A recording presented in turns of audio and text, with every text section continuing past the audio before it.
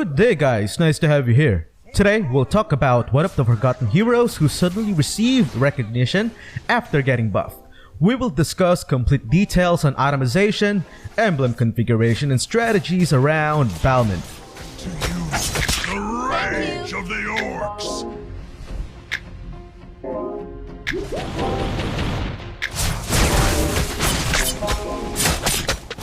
Before we continue though, I want to give my shoutouts to Keltzy, German Kabillion Arandia, Fresney Hermida, Quirty Quirt, and Bro Killer Gaming 8. Thank you guys for your solid support. You're all awesome. We also have Sean Gaming and Zenki24YT, and they too hosts YouTube channels, so make sure to give them some love. Let's kick things off with the applicable emblem talents for Balmond. Depending on your playstyle, Killing Spree, High and Dry, and Festival of Blood are in my opinion the best emblems. You can also use Tank Emblem on him. Personally though, I prefer either of the first three. If you will pick the Assassin Emblem, I recommend investing on damage output and cooldown reduction. If you will get Festival of Blood, invest on HP and damage output. Then for Tank Emblem, invest on HP and cooldown reduction. As you noticed, I always recommend investing on cooldown reduction when applicable. That's because what makes Balmond dangerous is when his cooldown reaches 40%, at that point, his second skill has barely any cooldown. This allows him to keep spinning your enemy's lifeless bodies to shreds. The best spells for him are either Execute or Flicker. Execute allows him to secure and finish kills, while Flicker allows you to position yourself well. For those who are not aware of it, you can actually flicker during your ultimate's animation.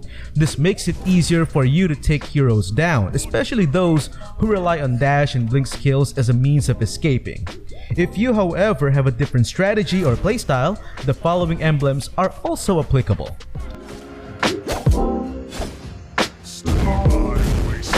Let's pause for a brief moment.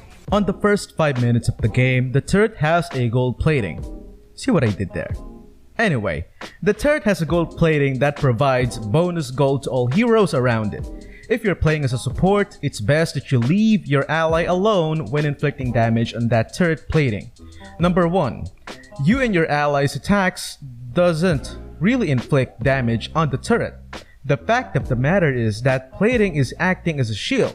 And number 2, you are sharing bonus gold with your allies, which means he or she will get less gold gains from the turret shield. As a support, it is your duty to let your allies get all the gold he or she can get or needs. For his first items, I recommend either War Axe or Bloodlust Axe. Choose War Axe if you equipped Festival of Blood. Otherwise, you can also choose Bloodlust Axe first if you selected other emblems. Since Balmond is mostly played as a solo lane hero, it's important for you to have Spell Vamp one way or another. Balmond, after all, is a hero that relies heavily on skills, especially his second skill. Speaking of skills, make sure to always prioritize his ultimate, then his second skill, and finally his first skill. If it's not obvious yet, his second skill is his main damage spammer. Also, in case you're not aware of it, unlike before, his second skill no longer deals critical damage regardless how high your critical rate is. Therefore, Berserker's Fury is no longer one of his core items. In my opinion, his core damage items are now War Axe and of course, Bloodlust Axe. If you don't believe me, here's proof.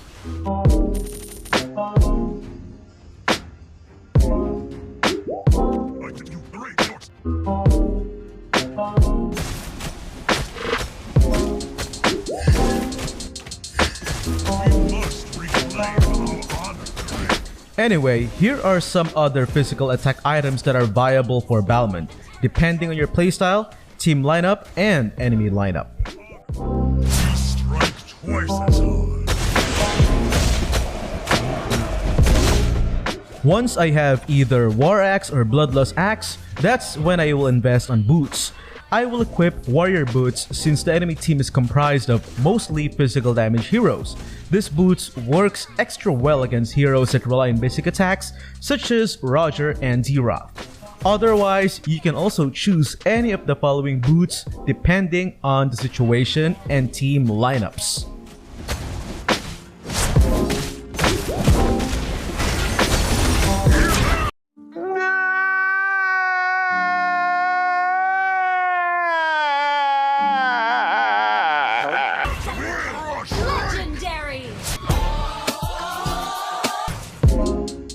After that, I decided to get Brute Force Breastplate.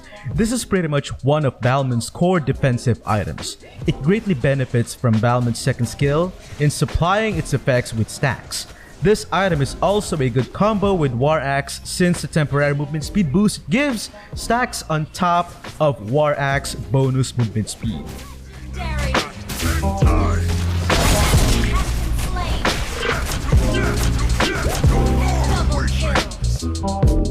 Oracle is also one of the items that Balmond benefits a lot from. Not only does it give him his most important stat, which is cooldown reduction, it also gives him bonus spell vamp, which is pretty much the main source of his survivability. After this, I got myself immortality for obvious reasons. Here are some defensive items that Balmond benefits from. Use them according to the situation and team lineups.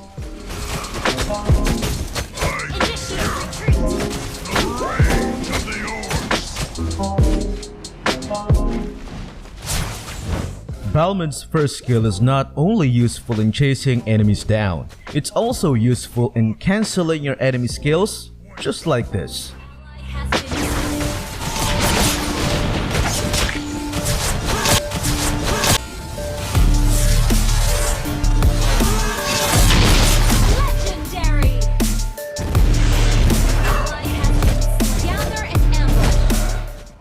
One of the most common mistakes is when players overcommit in pushing one lane. Instead of efficiently managing the lanes and securing the victory, a lot of people tend to waste precious seconds, sometimes even minutes, standing in front of the enemy team's turrets. No matter how strong you get, always make it a point to pressure the lanes and even out your control over the map.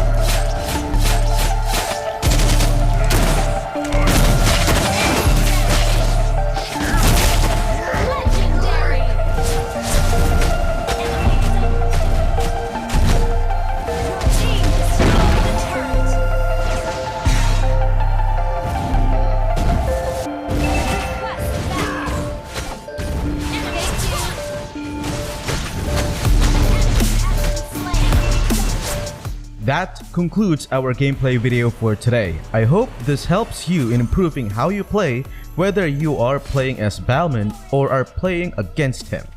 And if you like more content like this, don't forget to leave a like, share, and subscribe. Stay safe everyone. Peace.